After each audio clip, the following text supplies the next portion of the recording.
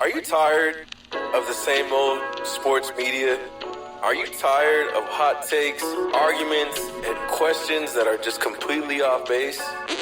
Luckily, we have something for you.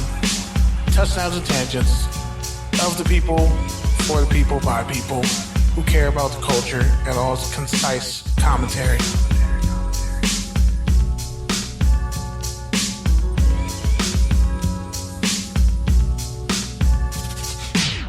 Yeah. What's good, everyone? Woo! Touchdowns and Tangents, live from the Good News radio station. Thursday night spot for NFL takes, topical tangents. As usual, we're running a little bit late, but no worries. We got a jam-packed show full of tangents, full of news. So make sure you tune in. As always, I'm Pete D. Camarillo. I'm Kenneth Frank James Berry, a.k.a. MC What the F, a.k.a. Daddy Do Dirty. But yeah, man, on that note, hopefully our first guest is going to call in right now. Shout out to, I'm so full, I forgot the Masters Burgers off Adams and Crenshaw. Shout out to Masters Burgers. They made a burger that defeated me. I'm not gonna lie. There's very few good burgers that I get that like I don't finish. Honestly, I haven't had a burger that good in so long. Like just a homemade burger with actual flavor that wasn't burnt. Purposely charbroiled. It didn't even have ketchup on it, bro. It had no mustard, nothing. Just onions and like a little bit of mayo. And on that note, we got our first caller. Good evening, caller. This is Touchdowns and Tangents. Give us your name and location. Hello, can you hear us? Oh, I heard something. Hello? I heard him say hello for like 1 second. Lyle? Let's see. Hello, can you hear us? I can hear him. I heard him say hello. Yeah. Hello? Not this again. This hasn't happened in a while. No, this really hasn't. Like a long time, so it's probably someone, he probably just didn't hear us. And if you have your headphones in and you call, it's also kind of hard to hear that too. Test, can you hear us? No, that's 11. Yeah, can you hear me? Oh, yeah, now we can hear you. Totally. Can you hear us? Yeah, I can hear you guys. All right, so Lyle, welcome to Touchdowns and Tangents. For those of you who don't know, Lyle hosts a podcast called After the Gridiron, which is basically a show that interviews football players after their careers. So Lyle, first of all, man, I just wanted to ask you, where did this whole idea come from, and like, how did you get started?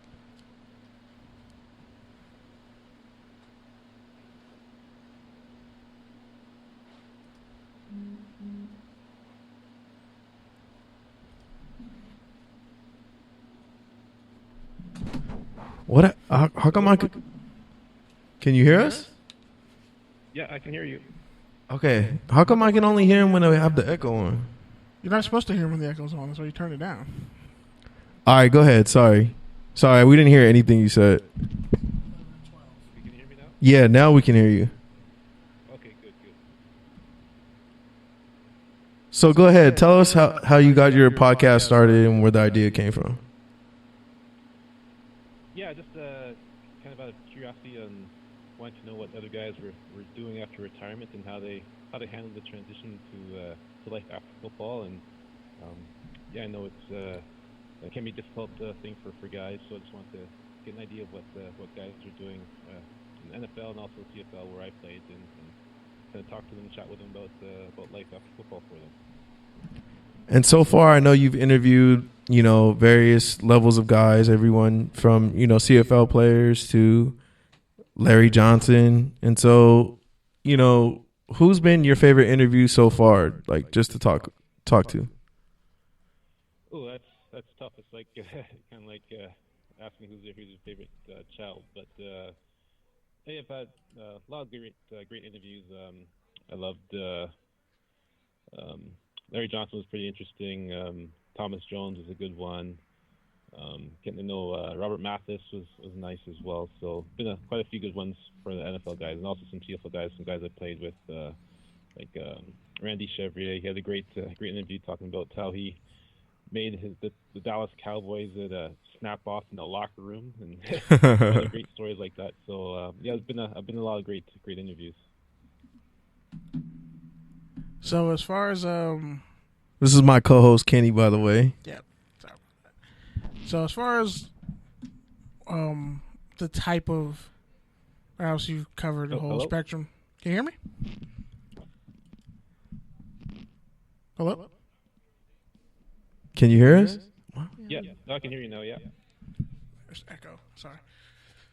So as far as the type of athletes you've covered and when you necessarily cover them, like what's the most impactful interview you've had from an athlete that probably you weren't expecting? Something I wasn't expecting. Gee, that's a good question. Well, one of the kind of impactful ones, I guess, would be Anthony Trucks. I mean, I kind of knew his story, his background, so can't say I wasn't expecting it. But yeah, just hearing his story and the things he's gone through and the life he's had to endure and the tough childhood and stuff, and how he's overcome that and turned his life around and is doing some amazing things right now. So that was a great interview to have. And so when you see this trend of like players retiring earlier, do you think that's something that's going to continue going on, or do you think because of health advancements, people are going to continue to play into their 40s, like say Tom Brady? I think it'll be a mix.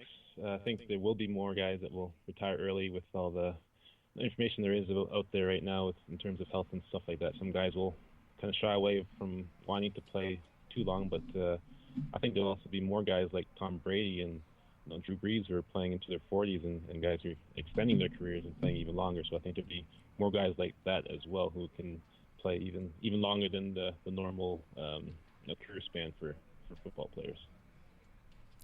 And just based off of your experience, can you hear me? Can you hear me now? Sorry. I don't know why we're having so many difficulties. So sorry about all this. This isn't the usual thing. But yeah, so, based off of all your experience interviewing all these players, what sort of advice do you give, or would you give to players who are currently playing professionally? Professionally, I would say, you mean in terms of what to do after football? Exactly, in terms of preparing for that next life stage. Yeah, I would say try and find something that you're passionate about. That's kind of a main theme that I've kind of discovered through most of the guys, that they end up doing something that they love as much as or equal to football, and kind of fill that void of football, and find something that they love as much and are passionate about and love doing. Because some guys, they start off doing other things and end up switching or moving to something else, because it's hard to, once you do something you love, it's hard to do something you don't love. So most guys end up finding something else that they love as well and they're also passionate about. And as far as like other people kind of in the same vein who are also interviewing athletes, like what, let's say post-career, what are some suggestions, what are some things that you've learned just like on the way that you've kind of used to tweak your approach? Try that again. I don't think he got it. Okay. No, I didn't hear you guys. Yeah, sorry. I don't know. It's like we have to hit this button when you talk, and then when we talk, it's a mess. So sorry again. Sorry, that happened. So, I know it happened. Yeah. speaking of teachable moments, so as far as like your process and how far you've come in interviewing all these athletes, what are some things that you learned along the way with like your style or just preparing for the interview? Like, what are some things that you've kind of looked back on and tweaked? In terms of on the podcast side of things? Yeah, in terms of just being an interview, how have you gotten better, and how would you advise someone who wants to interview athletes after their career? Yeah, just practice. It's just like in sports and football. The more you do it, the better you get at it. So the more interviews you have, the more practice you get. And listening to other podcasters as well. I like listening to other podcasts. I like First Take. I like listening to them. I love listening to the Rich Eisen show and guys like that. And learning from them and learning from other podcasts and hearing guys. And I've heard a couple of your guys' podcasts. So yeah, just hearing other podcasts and getting information from other people and practicing, just doing more and getting comfortable with the mic. I mean, I didn't have a background in podcasting. I didn't have any broadcasting experience. So my first few interviews are a little funny, a little shaky maybe, but yeah, definitely don't want to back listen to those. But yeah, you get better as you go along and you improve and you get more comfortable with interviewing guys and what questions to ask and what questions not to ask. So what are your feelings towards, high profile football players that, easily, I guess, transition to broadcasting or, kind of have that path laid out for them? What do I think of that? Yeah, like, do you think that's a good thing or do you think it's a bad thing because, let people like you have to work harder to try to break through? No, it's not. I wouldn't say it's a bad thing. I mean, you take advantage of the opportunities that you have. If you have a chance to, to get a great job and great position in broadcasting, you take advantage of it. I mean, I can't fault some guy for doing that. Just like in sports, if a guy is good enough to make a huge contract, you can't be upset about it. So, yeah, once you have an opportunity, you take advantage of your opportunity. And a lot of guys go into broadcasting. It's obviously a great way to stay involved in the sport, and a lot of guys love to do that. So for guys that are able to do that, it's great. I all the power to them to go and do that and to move into that aspect of their lives. But yeah, I don't have any hard feelings for guys that get those opportunities and are given those opportunities. But yeah, if you have to work harder, that's just the way things are. That's how life goes sometimes. Sometimes you have to work harder than other guys to get to where you want to get to. So. Yeah, we're right there along with you, so we get it too. Yeah. And one last question for me. So as far as where you want to take this and where you want to go to interviews, and what do you see what's next for what you're doing? I don't know, just trying to keep it going, trying to grow it and get the audience up and get more guys to be able to share their story and to share what they're doing. Who's your dream interview? Dream interview? Oh, I'm a huge Cowboys fan, so Emmitt Smith would be an awesome interview for me. So okay, Emmitt, if you're listening out there, yeah, that'd be the one I'd want to get for sure. I think he'd be good too because he doesn't talk a lot. Like there's not a lot of stuff out on him, so that would definitely be cool. Yeah. And my last question for you is, since you've interviewed them both, is it Larry Johnson or Thomas Jones? Who's better? Who had a better career? Better career? Yeah. Career-wise, you probably have to say Thomas Jones. He had the more yards, and maybe Larry might have had the higher peak in terms of season. But overall career, I'd definitely say Thomas Jones. He had the more yards for sure. Yeah. One of only 31 who have gotten 10,000 career rushing yards. So if I had to pick, I'd have to say Thomas Jones. All right, cool. So before we let you go, you want to go ahead and plug your social channels and where people can find your podcast and connect with you? Yeah, sure. Appreciate that. Yeah, so if you want to listen to the podcast, you can find the website. It's www.atgridiron, the letter A, letter T, and then gridiron.com.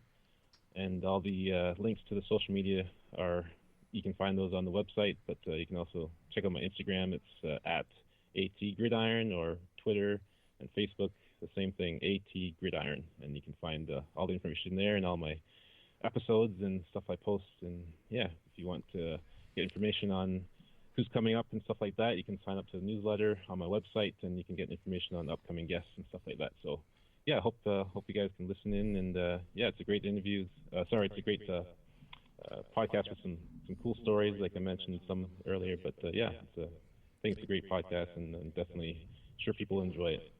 Awesome, Lyle. Well, we really appreciate you being flexible and being understanding and taking some time to talk with us.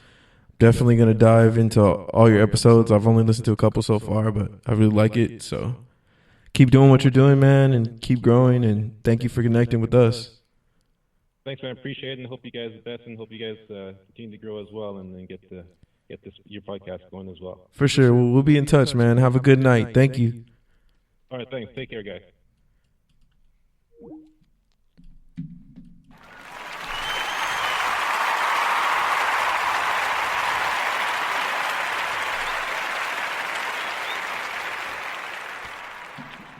Yeah, man. So I don't know what is going on with our audio, but then when our next caller calls in, he's not going to hear us. So we're going to have to do the same thing where it's like I have to hit this button so that he can hear us, and then hit it when he talks so you don't get echo and I feel like feedback. it's something on the boards. Like Yeah, it's something. I don't know what it is, usually but I keep 11 and 12 or 9 and 10 really low. yeah.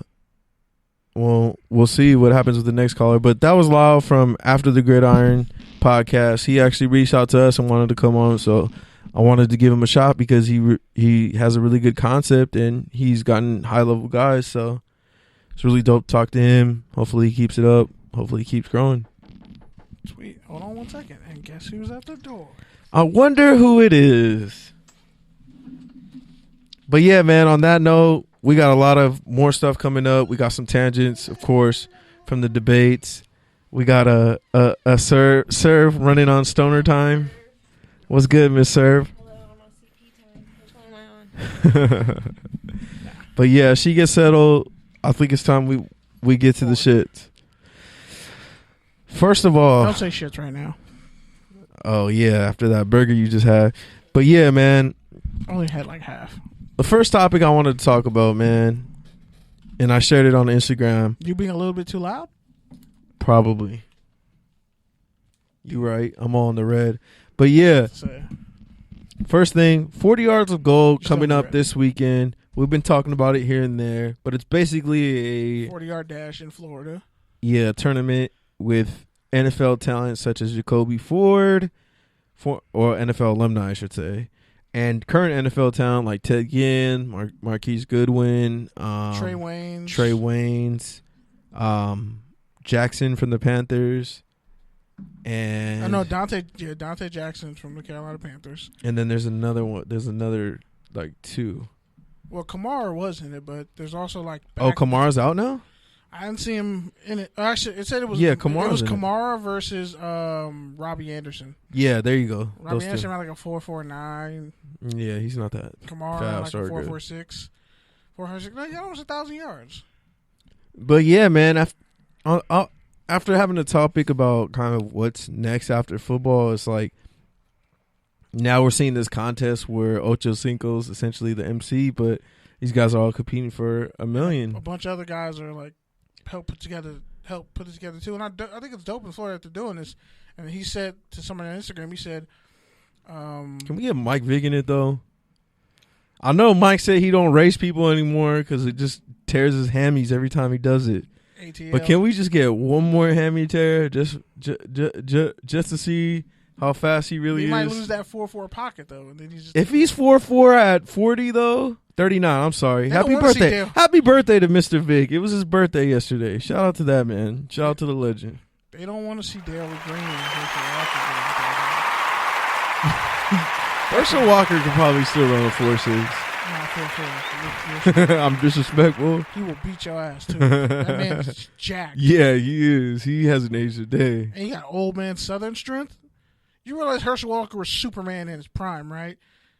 So now So he's just college. in his prime. No, So college. The pros. Try the pros when he got traded for like 3 first-round picks. Don't be disrespecting Herschel Walker. Now we got to do another poll because you like to be disrespectful. Nah, I respect Herschel Walker. It didn't sound like it just now. I respect all Georgia backs, Do you though? especially No Sean Marino. Wow. Okay, you just okay.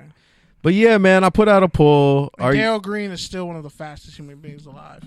I put out a poll this week about the whole tournament, and I basically just asked people, are you interested? And for the most part, the feedback and results I've gotten is yes. Because a lot of cats lose their speed, and a lot of cats they do have a track background. But Tegan Jr., as he said, like his track speed and form is cemented. So I really don't see anybody beating Goodwin because Goodwin ran a 4.27. And he's literally like trying to train Olympian. for the Olympics again. But no, there was a guy, Tyrone, I think Withheld or something like that. He ran a 4.19. Northern Illinois. No, Northern Iowa, my bad. He ran like a 4.19. He was a receiver a couple of years ago. Another guy for the Giants, receiver, Sneed. I forget his first name. But he ran a 4.22. Yeah, I saw that too.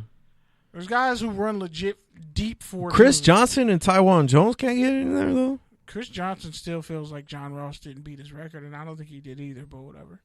And I think that's I haven't probably seen any of why his John speed. Ross is ducking this. Either that or his hammies are like. I haven't seen any of John Ross's 4.2. I was waiting for a good metaphor from you on no. John Ross's hamstring. What? Here we They're go. non-existent. Here we go. Wait. Hold They're up. non-existent. They're up. non-existent like the receiving core after he hit Dante Pettis. This podcast is like John Ross's hamstrings are like They're like getting soggy curly fries. a Sprite with no ice in it. A bendy straw with a hole in the middle. Hold up, though. Sprite with no ice is flight. Not when it's warm or diluted cut her or mic off. No. coagulated. She clearly No, should have. listen. You should have taken the week off because you No. just said Sprite with no ice. Kenny's mad at you. One time I roll up at a store, I specifically asked Sprite no ice because I'm not paying for ice because that's what they play you for. They fill up a whole cup of ice and then throw a splash of fucking soda. So you Wash. just eating some room temperature. You just drink. No, that the shit peanut is butter. crisp. This is worse than the peanut butter thing. So No, you're just this drinking, shit is crisp and it's cold because it's in the crisp. damn fountain. What is it, Sierra Mista?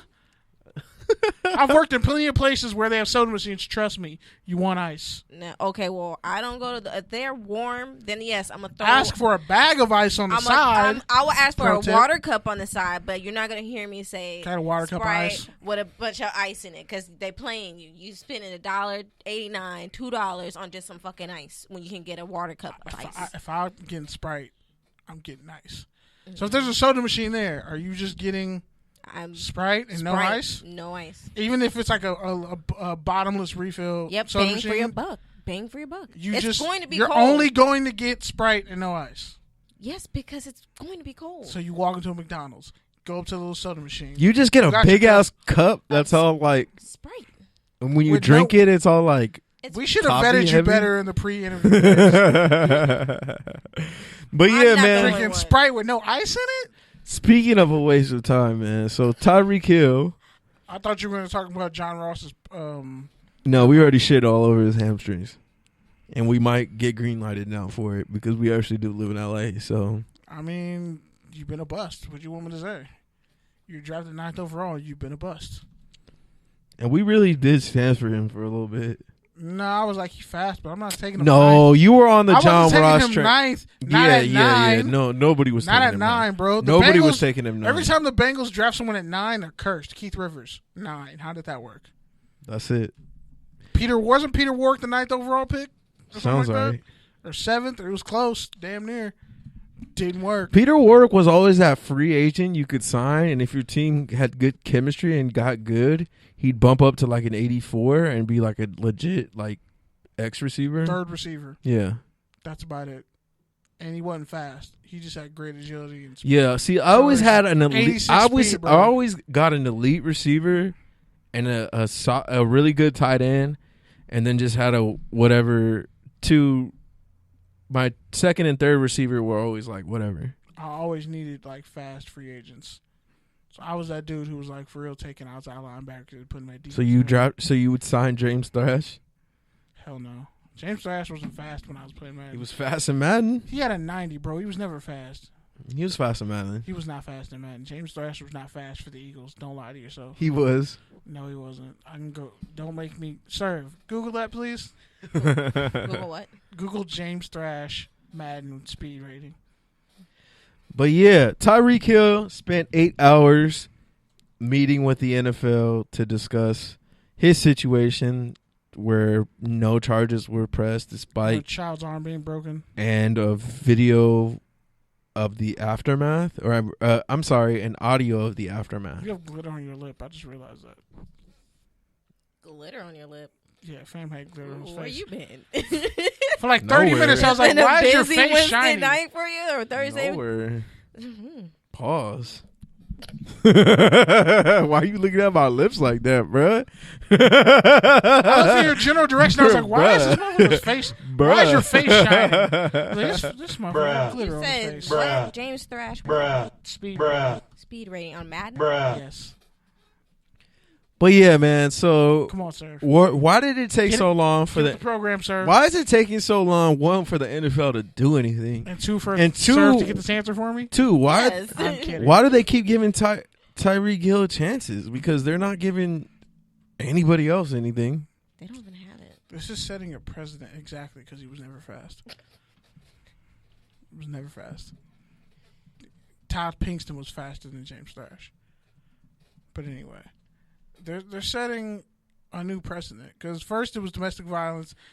Do you see anybody? Are people really up at arms over child abuse in the NFL? No. Shout out to your boy AP. Again, another AD? dude another person you wouldn't talk trash to.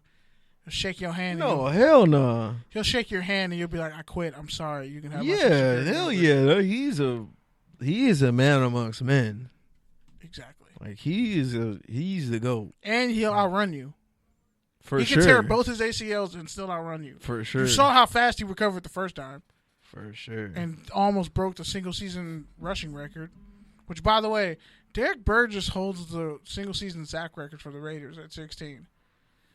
Till this day. Which, by the way, Wonder if it'll ever in be the broken. upcoming article, I listed him as the most underrated Raiders end ever Yeah, me too. because he was really doing it on his own, By and himself, he actually mentored a lot of people he was considered like Kirk Morrison, Thomas Howard, Tommy Kelly, guys who went on and they were never great, but they had solid careers. And I think Tommy maintain the Kelly got league. a Super Bowl ring. yeah, he did towards the end of his career. He was nice at D tackle on Madden for no reason. No, he was good, bro. He was disruptive. He just could never finish the quarterback. So And then why when was he an 86 overall and that then one year? when he was by himself, he was definitely not that good. he And then came they were out like, with- we should just make you a five technique. so two that's why gapper. that's why they're sour on Mississippi State defensive players. You know what? He All went, the circles are connected now. he went to Mississippi State. That's why they won't take chances. Man, Tardell Sands was on scholarship for Turnell Ever. Sands was that was nasty.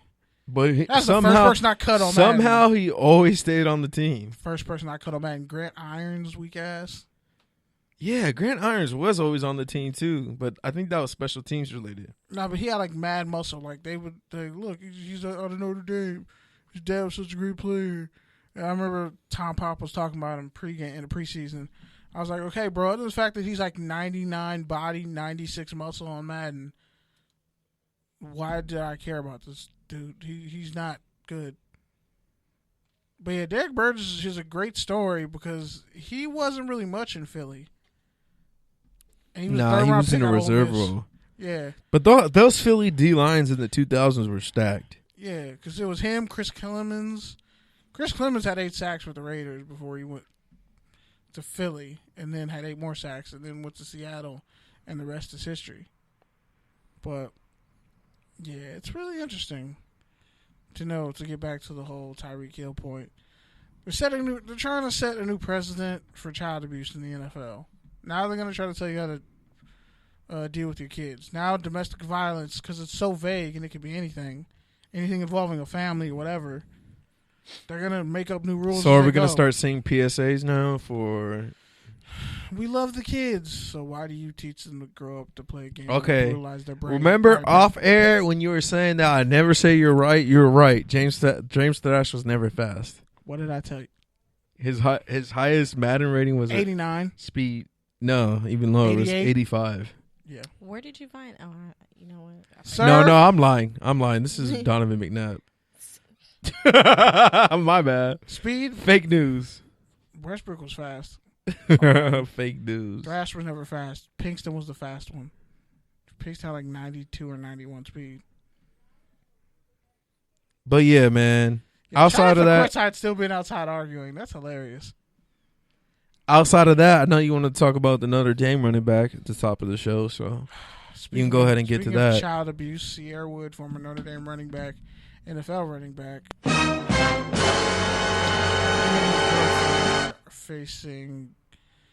he's facing a murder charge and 28 counts of child abuse in relation to a child. Yeah, murder and 20 counts of child abuse between him and his girlfriend. Used to play in the NFL. Busted up his knee.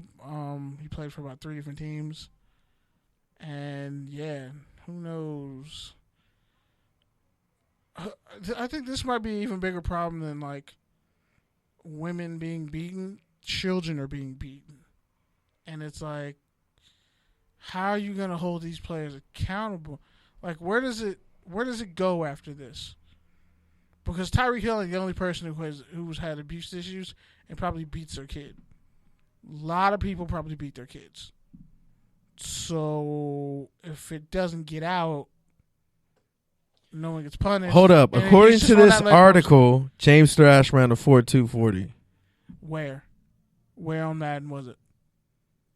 I'm just saying. According to this article I found, he ran a 4.240. A fake one? Go find me James Thrash Madden ratings. I can't. Nobody can find that. Just say Eagles. We already looked at Madden 2006 Eagles team rating. We already looked at that. But go ahead. Bro, I'm sorry. I found Madden Not to ratings. get you off your point. My bad. I found Madden okay. ratings Well, like the to year be 2000. continued. To be continued. I can tell you Marshall Falk's Madden rating on Madden 2000. Go ahead. It was like 90. No, I mean finish your point. Sorry. Oh, but yeah, it'll just be interesting to see where they go from here with this, man. Because, like, what hill are you gonna die on? Yeah. In the NFL, as far as abuse goes, you're gonna keep busting people for weed? Because I'm like, yo, I'm just smoking weed so my brain can heal, and this dude is somehow beating his damn kid into the next probably serial killer or whatever, or just abused person, because, you know, hurt people. And if you go up beating the shit out of your kid, there's a good chance they're going to grow up beating the shit out of somebody else. So, especially these new age parents. And he's young. He's what, not even 25?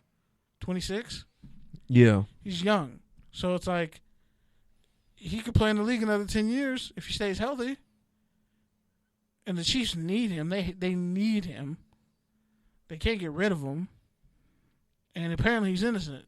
And if he has a toxic baby mom, I'm wondering. what are you gonna do? There's a lot of toxic baby mothers in sports culture. I'm wondering if this is more of an issue of like just overall our culture being more violent, or if it's just more of like, okay, we're hearing about it now. People have always had their kids beat.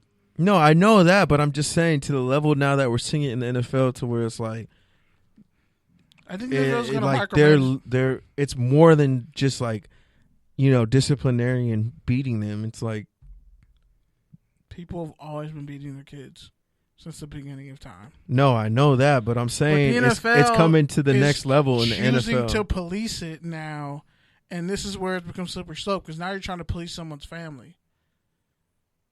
Yeah, but it's beyond just hitting someone for family and family's sake. They're putting kids in hospitals. Like, Okay, bro. I'm pretty sure my mom got stories about how she got beat to the point where she probably was. yeah, but we don't live in that time anymore. It's a completely Clearly we different do. time. You sure about that? It's a completely It's a lady different who was time. playing chicken with her kid and ran the kid over, and the kid's dead, like a 5-year-old kid. And what happened to her? She's still in custody. Like, they're still. It just happened. Okay, like a but week she's ago. in custody. Still, that And that's also murder. That's not. that's child abuse, though. That's not. You play that's chicken with your beyond- 5-year-old. That's even the next degree than what we're talking about. No, but that's it's, like they all exist. that's some in the other same, shit. It all exists in the same place. I So can't what say, like, what place does I it was like, exist in? of child abuse?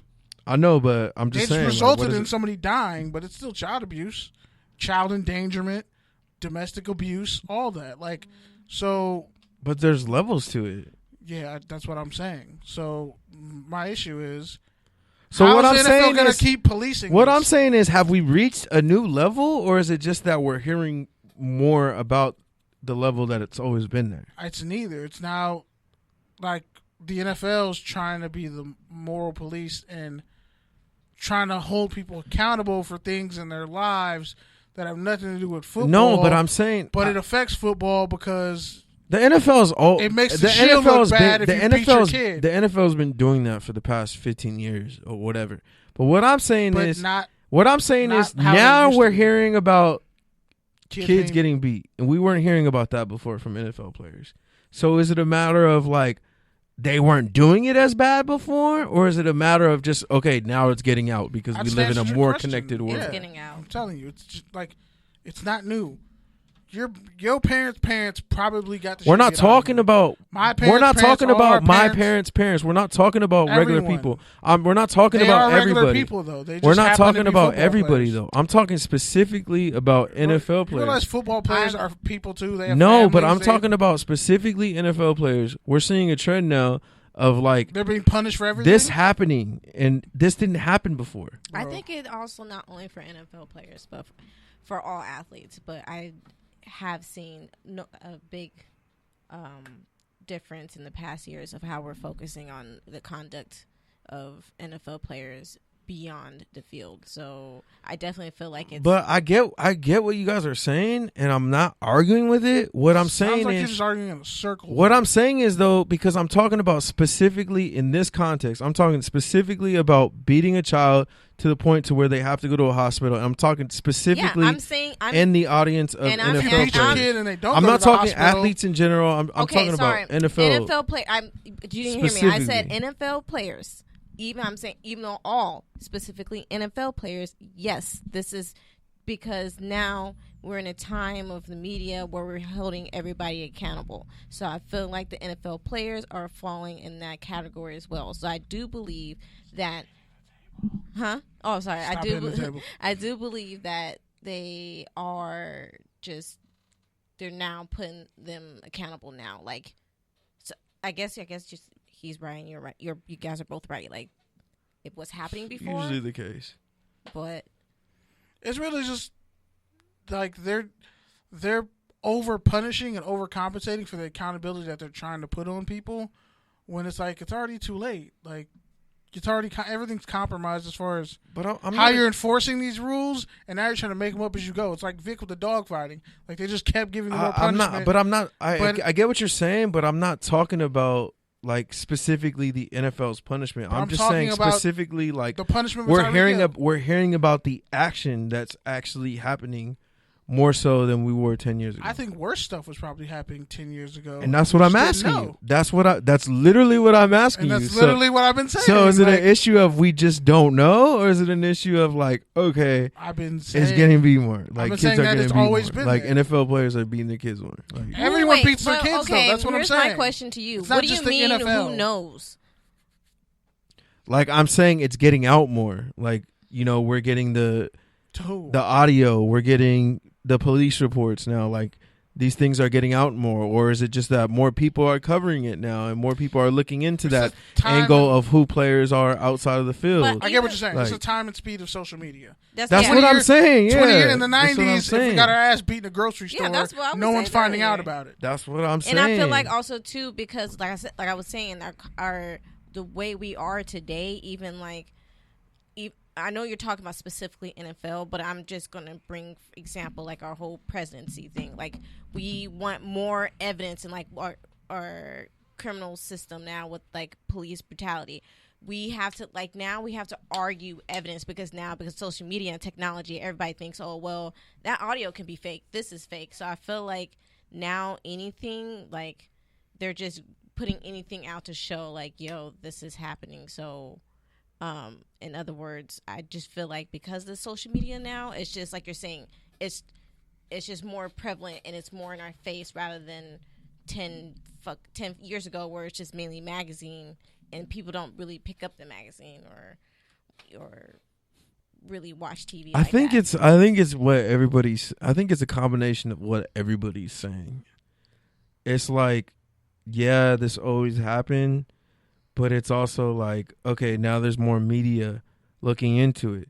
And there's more media looking into who people are because, like Henny's saying, the NFL is trying to go on this moral high ground of like policing people After the fact. because it's like, I guess the biggest cultural shift is like now we have this standard of like football players are like, you know, corporations and they have to operate a certain way, when before in the 90s it was like, you're a football player, you already knew you were a violent dude. It was just a personality. You were a violent dude. Like it was what was expected. But now we're kind of trying to make our athletes into like brands. Everything's about branding. Like I said, I was like, with the whole athletes aren't role model things. It's like, no. Do you guys think that's making them? It's taking something away from the game and taking something away from the NFL itself, like what NFL means, because now depends who you ask. It's like, I think it's just all hypocritical, because I'm pretty sure some of the, like, we don't talk, like Jim Irsay, dude should be in prison right now for at least 30 years with all the drugs and shit he had on him and driving with DUI and all the other stuff. Like, if me, you, or Pete, if any one of us had in the car what he had in the car, we would be in jail for like 30 years. We'd have every charge thrown at us, but he slap on the wrist and some counseling and some rehab, and he's back to being the owner of the Colts, and no one talks about that anymore. But he's had multiple strings and outbursts like that. You look at James Dolan, who had a huge drug problem at one point for the Knicks. Like, all these owners, it doesn't get brought to light their dirty deeds and all the stuff they're doing, but the players. I mean, that's across business. There's though. this okay, but that's across business. I just gave you the NFL example. Like, yeah, that's and the Jerry Richardson. Like, you look at all these athletes who have this hyper, with even Cam Newton. These everybody was giving them shit about the $1,500. Often to do $1,500 to switch seats to get a seat on a plane in first class, which is probably way more than $1,500. But whatever.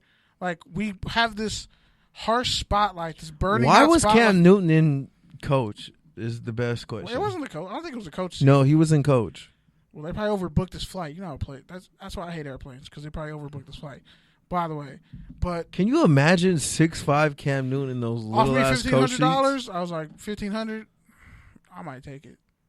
But I'm definitely telling you now. I'll move for a rack. Okay, but bro, hold on. But here, I'll take that super bus. I was talking about this with my friend who used to work in the airlines, and she was saying, and it made a lot of sense. She was like, well, fuck that, because that person probably paid the same amount, that $1,500, most likely for that first class. So why, because you're an athlete, I have to be like, oh, well. Not even an athlete. Not even that. He offered you $1,500 cash. If I walk outside and offer you $3,000 for your car, you're not going to take it? What I'm saying is that person who's sitting in that first class most likely had paid that same $1,500. So why would I take a $1,500 because it's Cam Newton? You get what I'm saying? No, but you're not moving. You're not moving far. You're switching seats. Because airlines treat black people like shit. You're switching seats to a coach.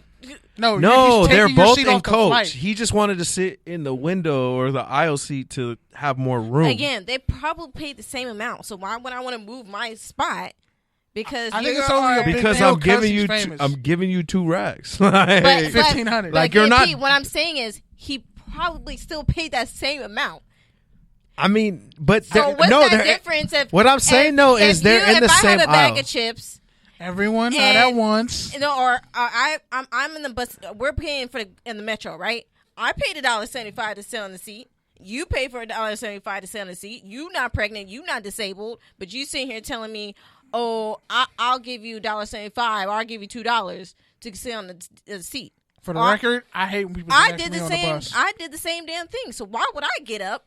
Because you or Pete. That's what I'm. That's not what he's doing though. He's giving you. He didn't say, "Hi, I'm Cam Newton." Yeah, he wasn't like, "Hey, I'm Cam Newton. I'm in the NFL." I know, $1,500 for the seat. No, okay. No, he was like, "Sir, I want to have more room because I'm 6'5", 260, and I don't want to sit in the middle seat.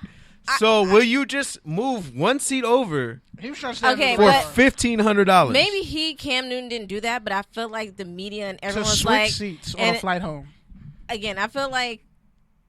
I feel like people are using like, oh, well, why didn't you take that 50? Again, he's like what you guys are saying. He's probably an everyday person. So why the fuck I feel like I should give up my seat, or because he's 6'5"? There's probably a bunch of other motherfuckers who's 6'5" in the same seat and they're not offering me $1,500 because you want some extra. It was a room. 10-hour flight, and one of the dude who recorded it, his name is Eli Edwards.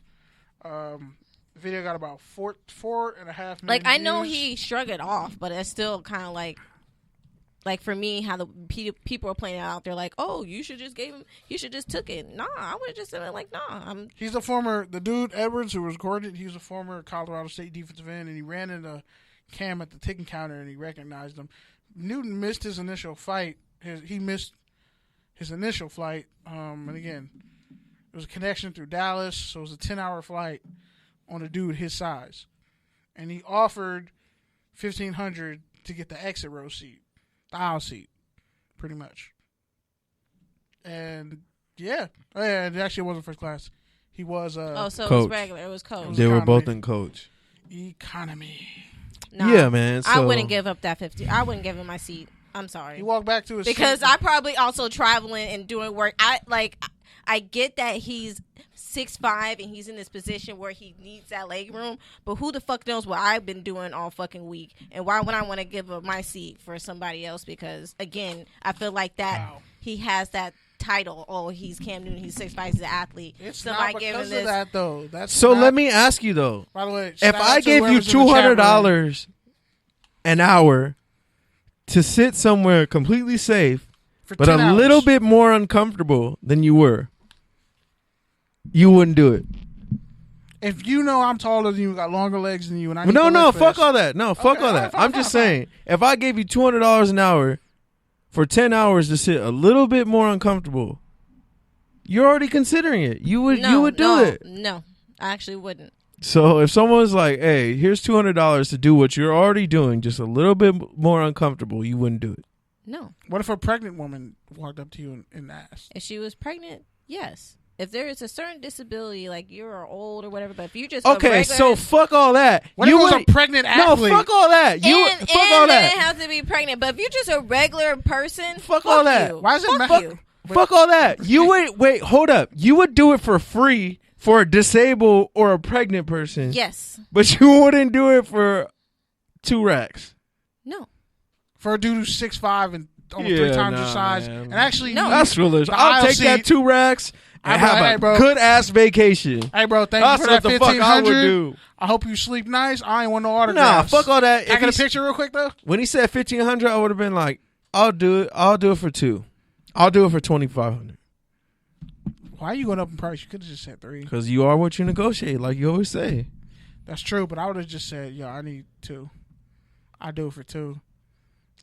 And be done with it. I'll be Nah. for 2. Shit, I'll fluff And your bro, pillow. wait, my no, big I ass know. is I'll sitting give in you the my middle peanuts. seat. No I'll give one you the knows peanuts and that shit. guy's situation, how he got to that flight, where he needed to be, anything. So They was on the same flight. It doesn't matter. It doesn't matter. I'm not. It's both everybody, coach seats. everybody knows how goddamn uncomfortable that goddamn middle seat is. So Why? no, I'm not paying. I'm No, not, it was no. an aisle seat. Okay, the smallest girl in the room gonna tell us how uncomfortable the middle Like, seat if you is. get the Excuse big- me. Hold on, let me tell you about my experience. Like you know the struggle. Yes, like you've I ever know felt the that. struggle. I had a 14-hour flight coming back from Japan all the way to motherfucking LA. Language. And excuse me. Someone's and mad. this I had an opportunity to have an open seat because that person didn't come. But some motherfucking Asian's girlfriend, excuse me, I know I sound racist. Some Chinese dude's girlfriend came and sat down, and I had to be uncomfortable for the rest of the seat for the fucking free. So I understand. So Wait. no, fuck that. I That want sounds my like you have space. some really pent up Yeah, aggression. yeah. Like Because were they, I like, didn't get any sitting, sleep and They were time PDAing. change. They were doing a P. They were Yes, doing they too were much P. all fucking snuggling and shit. So I That said, ain't that I ain't- said, fuck you It's not guys. their I had fault my that knee. you wasn't booed up. I That's had your my fault. no. I don't care about being booed So up. what you mad at them for? Because They I show had PDA. a 14-hour flight. You mad at a 14-hour flight? Yeah. No one told you to And go I to couldn't Japan. sleep. No one I told you to go couldn't to sleep. Japan. I couldn't sleep. He could have screwed Take up. some fucking Ritalin or Adderall. Take a No. sleeping pill. Because not- I was in a whole different country. They don't have that shit. I was I already. know people who went to Japan. kidding. You can get some drugs No, in Japan. but I'm not risking my brother's military status. Fuck that. You ain't got to get it from your brother. You get it from somebody else. I know, but no. They got a McDonald's in Japan. They don't have a fucking. They don't have a liquor store anywhere. I was, yeah, you're right, but still. Okay, see, right there. But I was still fucking uncomfortable, so I put my knee on that bitch's fucking back for the rest of the. You her, mean- you her- mean- yeah. Yeah, if you're not gonna get any rest, if I'm not gonna get any rest, you're not gonna get any rest. You're West Oakland So- kind of evil. That's fucked No, up. I'm not West Oakland. No, that's a whole different breed. Oh, my mom was from West Oakland. Relax. But no, You're East Oakland kind of mean. I would Damn. not. So other words, no, y'all. I would not take in that $1,500. I would have. She hated. You hate people being You booed know how up much on street- flights. Fair game. You know how bro. much Hit street- the bucket because you know how he's much street- 6'5", you know how much and he street you get with that? 260, whatever. I don't care. No. Touchdowns and Tangents Radio caller. thought you Give hung us up. your name and location. Hello. Hello? Yeah, we got to do this bum ass shit with the button again. Is that you on the other side, Captain Kirk? So, caller, give us your name and location, please. Yeah, caller adjacent, whatever your name is. Caller Jason. Brilliant. This is Ryan Mancini. Why did you almost sound like Andrew for a second? Lambs of Santa Clarita. Speak with your chest. Speak like you hit a bench press rep today. Well, yeah, man. Full tangent warning. We're going on a tangent about the politics. So, if you ain't with it, tune back in like 20 minutes. Sir, you might just want to If sit you- in the corner if- and just if take you- a breath. If you want to have... Sit I in the might have to corner. go Sit through on, it again. sit on the couch where there's I'm so hurt. much leg room. You know, I might have to go outside for fresh air. Smoke break. 'cause I'm hot now. She really is. She I over really here am sweating. hot. She hates Japan. I gotta flights. fucking Love give up my PDAs. goddamn seat because this You're nigga not missed Rosa his flight. Parks. All you have to do is scoot over Because one this seat. nigga missed his flight, and y'all telling me he's 6'5" and doing all on the this. same I flight. deal with a lot of niggas that's 6'5". Y'all All can right, scrunch man, up in my fuck. car as I'm a Lyft driver. Can we get back on Y'all can topic? scoot the fuck back and Jesus. scrunch your legs up and deal with life. Okay, damn. Okay, man, CD, on that note, if someone offered you $2,000 to sit in the middle seat, would you take it? On a 10-hour flight. I mean, no questions asked. You know, somebody told me to sit there. Hey, here's some money. Yeah, of course. All right. Y'all going to the same place? No.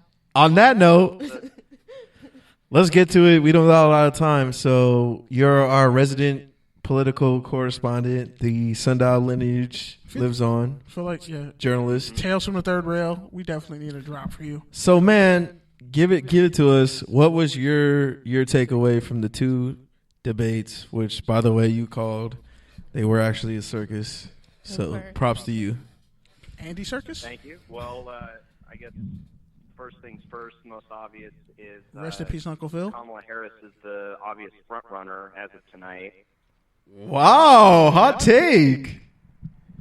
She definitely, in a lot of ways, came out of nowhere. She turned you? Thinking, she what? She turned you? No, she just held the stage best out of anybody else. You Look, scared me there for a Bernie- second. Just like she held a bunch of people in prisons? Oh. In Oakland. And she botched Ostergrand's case. Oh, wait, oops. But go ahead, sorry. No. Here's the thing: is ultimately all of these people have some very interesting records. Her especially. However, in terms of the debates, if we're just talking about how each of these candidates held themselves, You're talking about the performance and the platform of just actual debate. Right. Yeah, okay. Yeah, totally. With- Like Wang. Yeah. With Bernie, it was the greatest hits. With Biden, it was, hey, I've done this stuff before. I can still do it. And with a lot of the other candidates, it just sort of seemed like, oh, let me say something. Even though, let's face it, when you've got 20 candidates over the span of 2 nights, not everyone's going to be able to talk about every single issue. It was a lot of Hail Marys, a lot of like Which, desperation. of course, leads to the elephant in the room of hashtag Yang Gang. It sounded like an Earth, Wind, and Fire concert up there. Just 25 people talking and screaming. But yeah, no, here's the thing. Kamala was able to really hold herself up against Joe Biden. I know that right now, even before I looked at my phone, that I figured that's going to be the highlight of the whole of the last 2 nights. She basically stood up to Joe Biden for saying things that just don't fly anymore in the Democratic Party. And, you know, side note, when Biden basically said that he didn't work with racists. I'm sorry, but what else do you call a segregationist? Ding, ding, ding, ding, ding. He didn't even really own the Iraq war, which I thought was actually going to be an opportunity for him to be like, hey, I fucked up. But Nope. he kind of just explained it. Iraq wasn't even brought up, which was... No, it was. No, It was. they It brought was it up. asked about it directly. He's just trying to stay away from certain things because they're going to probably play dirty and bring his kids into it. Yeah, no, they asked Especially him. with the They asked drug him reform directly bill. about it, specifically him, which I was actually surprised. Before Kamala basically made her stand with Biden, to me it was starting to look like there was going to be 4 more years left for Donald Trump, and then that moment happened, and I think, long story short, if Kamala becomes the nominee, that exchange is going to be something you're going to want to put side by side with her and Donald Trump. If she were to go up against Donald Trump moving forward, just because even though Biden and Trump are 2 very different people, their records on race and on criminal justice kind of overlap with each other. Almost And while identical. I'm not saying Kamala has a squeaky clean record, she might be able to carry on the kind of presidential je ne sais quoi of being on the debate stage. So, what are you looking for now, moving forward, headed towards the next debate? What are you monitoring? Well, first off, less candidates. Okay. I do think that this whole idea that we need to have all of these great choices and, anybody can beat Donald Trump. Number one, the political game has changed. And we basically saw 20 people behave like politicians, even the ones who aren't politicians, like Andrew Yang and Marianne Williamson. But in terms of the next few debates, it's really going to rely on how much more Americans can actually understand every candidate. And let's face it, I think there will be a reckoning at some point in terms of Kamala's own record as a prosecutor in relation to Pete Buttigieg's record as mayor, in terms of Eric Logan's death in South Bend, and Joe Biden's record on busing and, making these Draconian claims drug laws. that working with segregationists is somehow a good idea. Everybody's going to be tested, and I think you're going to start seeing people get whittled out just because they can't crack under the pressure, or they just have nothing to offer. I mean, Tim Ryan, he's my first. I think he's going to be the first one to go. And I hate to say it, Pete. I do think Andrew Yang could wind up going after these next debates, because he really didn't seem like he had much to offer, nor did he really project himself. But I think that was his strategy. I mean, obviously I'm a stan, but I'm just saying I think that's pretty much what he said his strategy was, because I think they said only 16% of Democrats even know who he is. And so the fact that he already has like 2 or 4% of that, it's pretty good when you compare it to the other senators below him. So, and he's already at the threshold, so he's gonna be in at least till October. Yeah.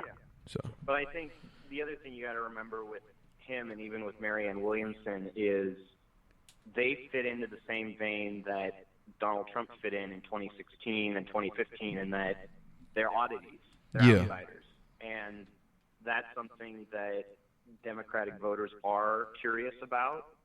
I do think that despite a lot of the mixed reactions on Twitter and across the board, I think having candidates that were speaking Spanish during the first debate, I saw some people I know say it was pandering. I saw, CNN Spanish language journalists basically saying it was a kind of welcoming take.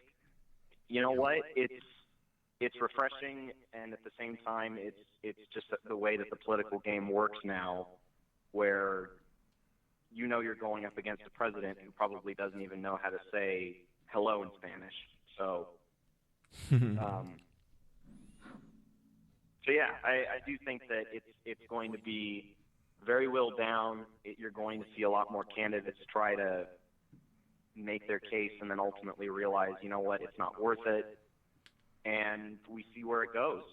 I mean, I'd certainly love to see the head of the DNC decide, okay, who actually has a chance and who doesn't.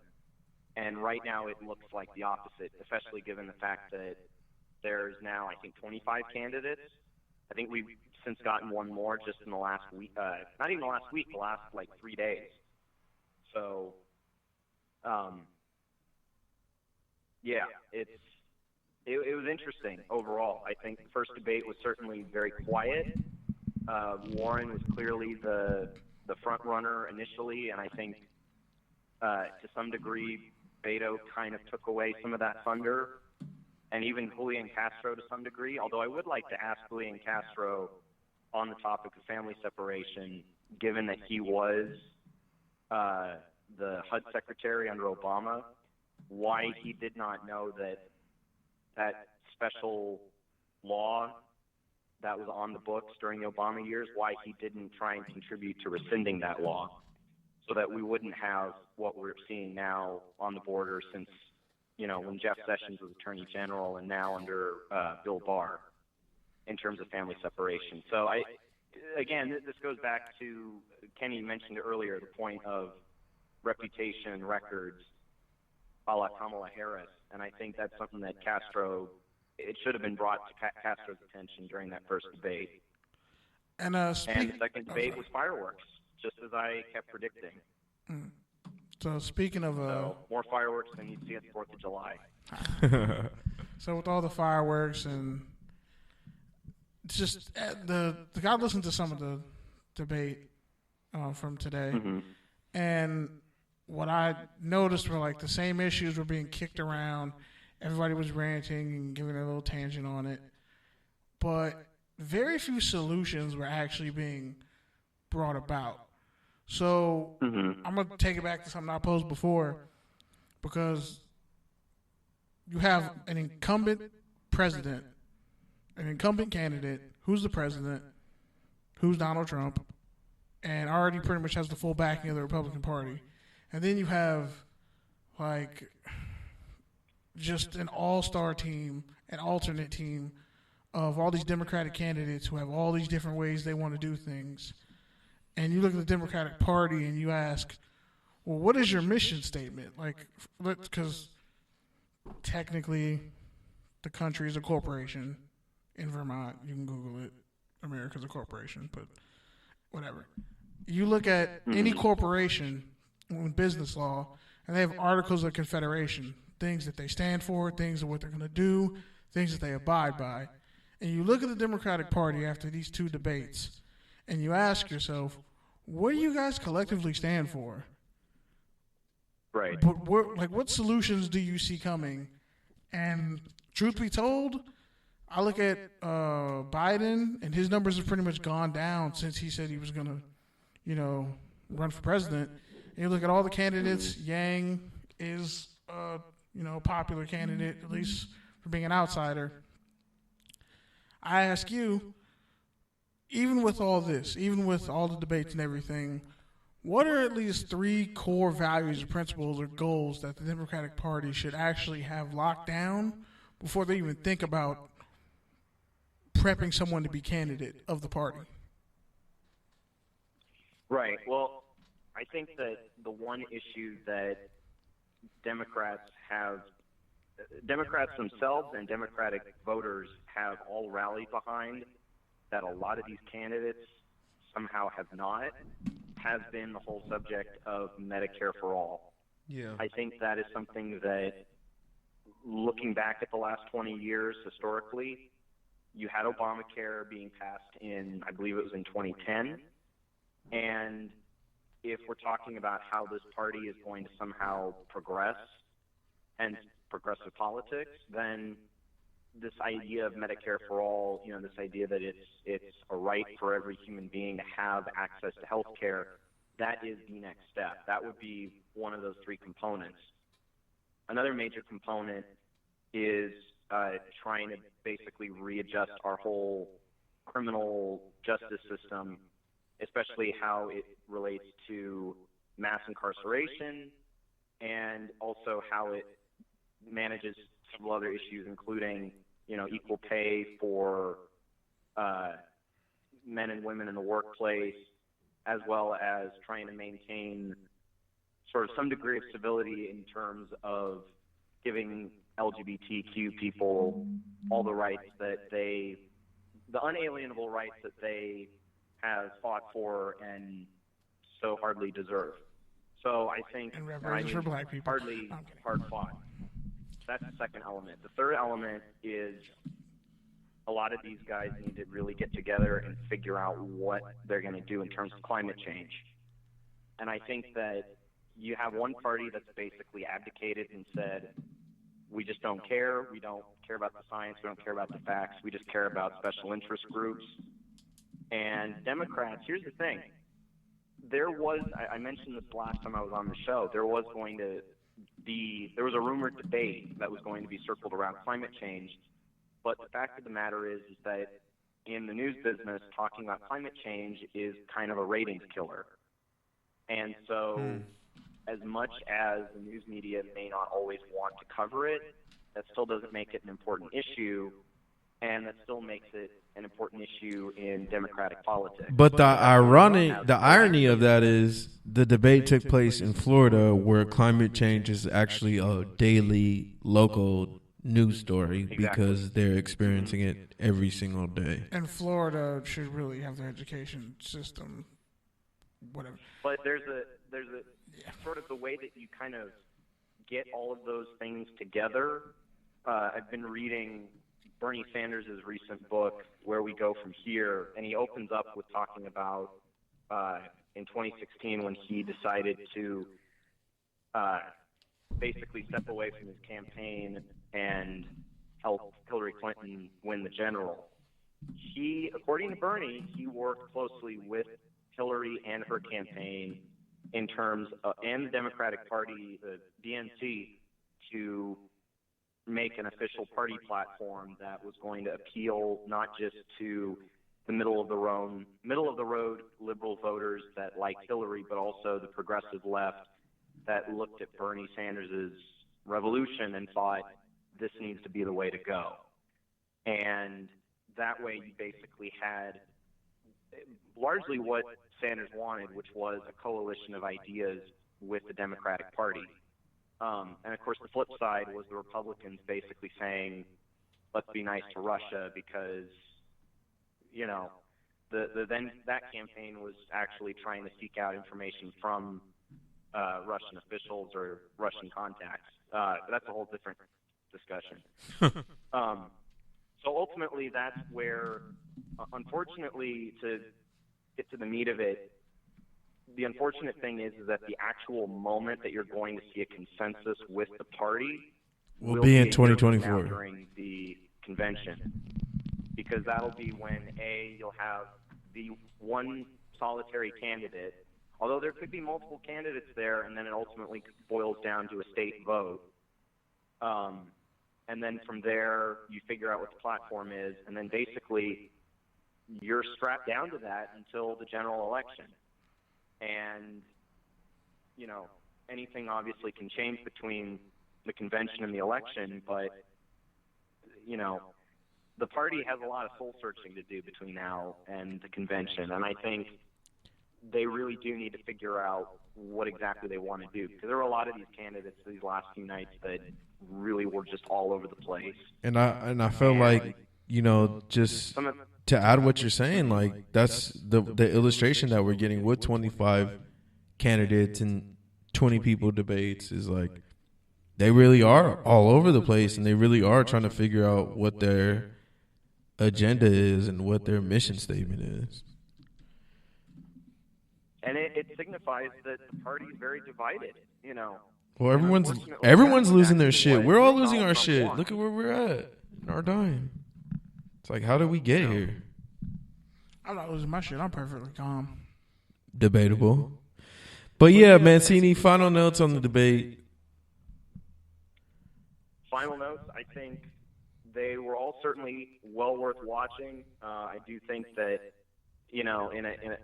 to match it with a recent pop culture event, I'd say that the first debate was kind of like when Thor bumped into the Guardians of the Galaxy, where you had one actual Avenger with a bunch of not yet Avengers, in the case of Elizabeth Warren, with a bunch of candidates that people had hardly heard of.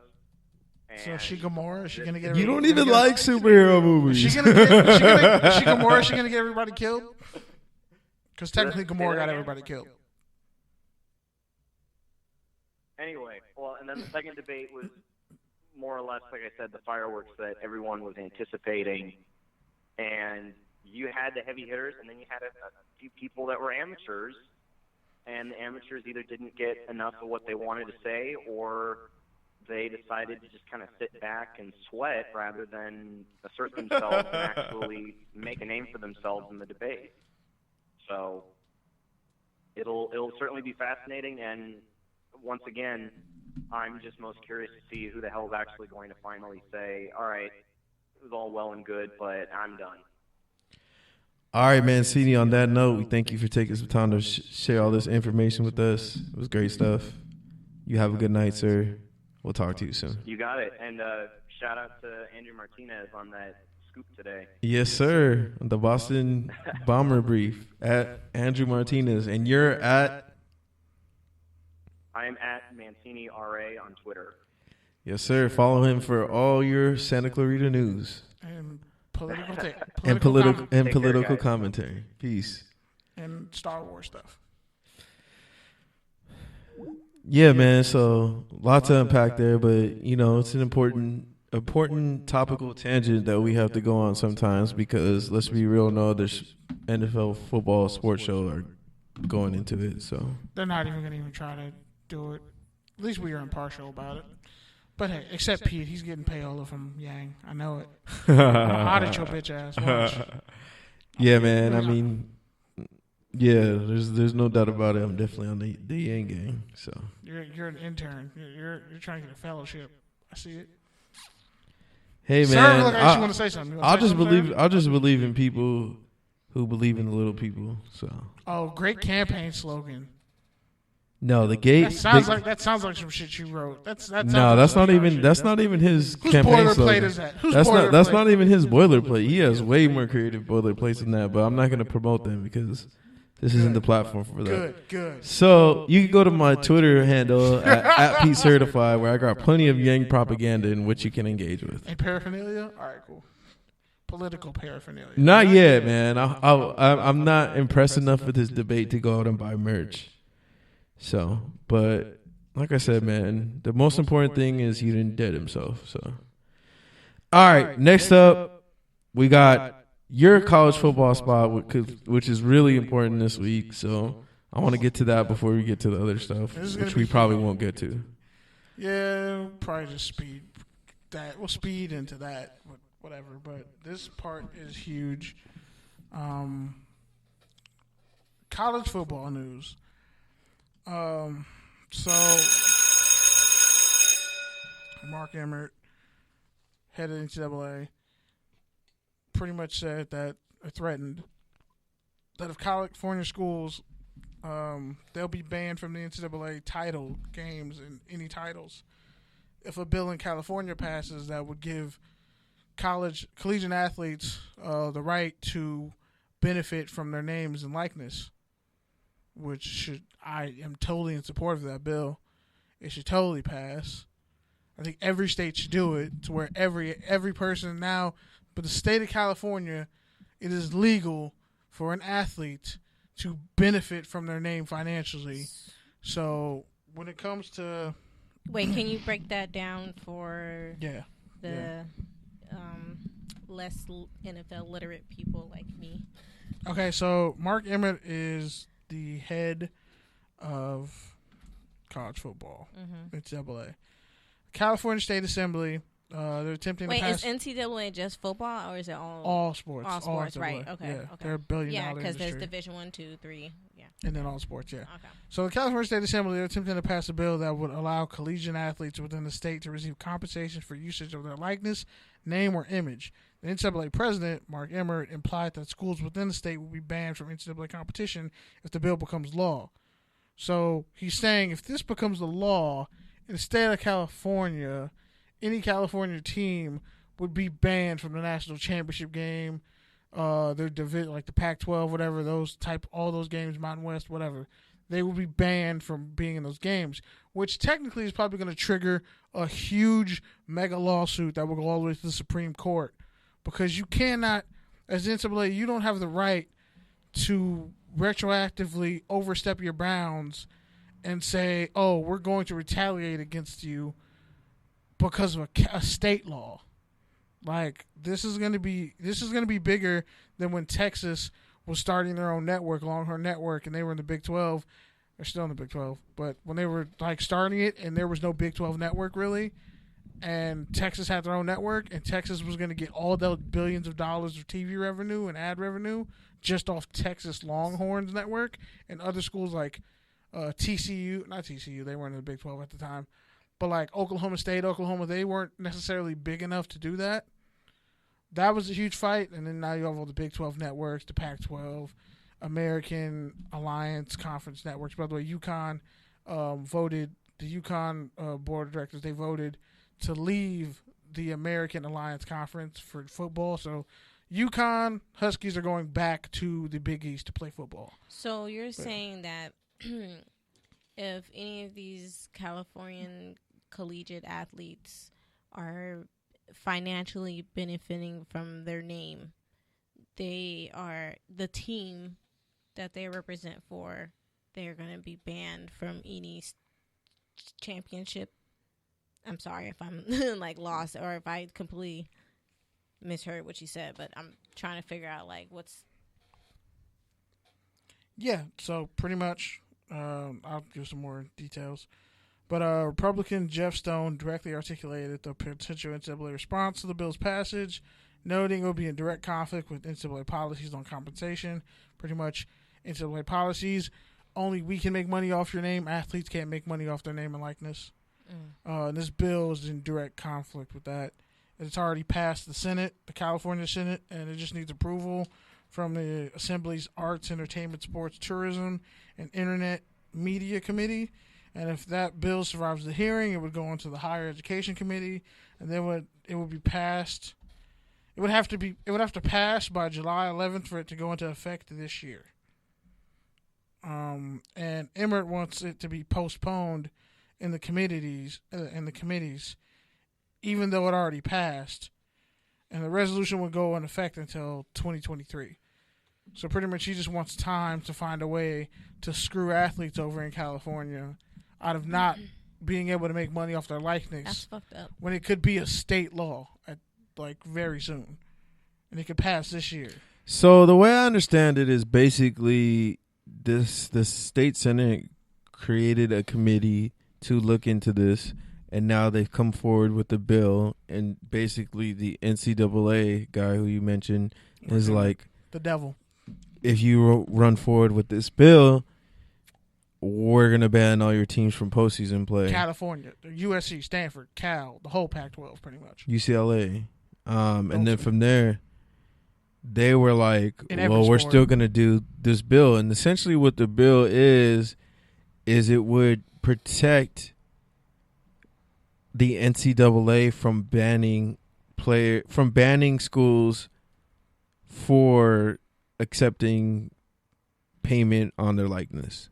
So basically, essentially, Reggie Bush could start recouping money off you. Exactly, the millions of dollars that USC's made off. It's not even necessarily like a rule where it's like, okay, you need to pay players for their likeness. It's more of a rule you can't against the against the NCAA.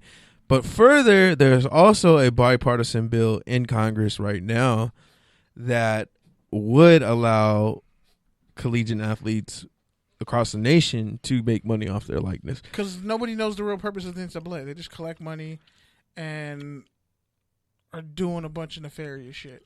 I think, well, somebody else said this on the radio, but I think the schools that really need the NCAA are one, the small schools. So your Cal State Northridges and your Cal State Fullertons and et cetera, et cetera. Boise State, I guess. And your school and your small sports.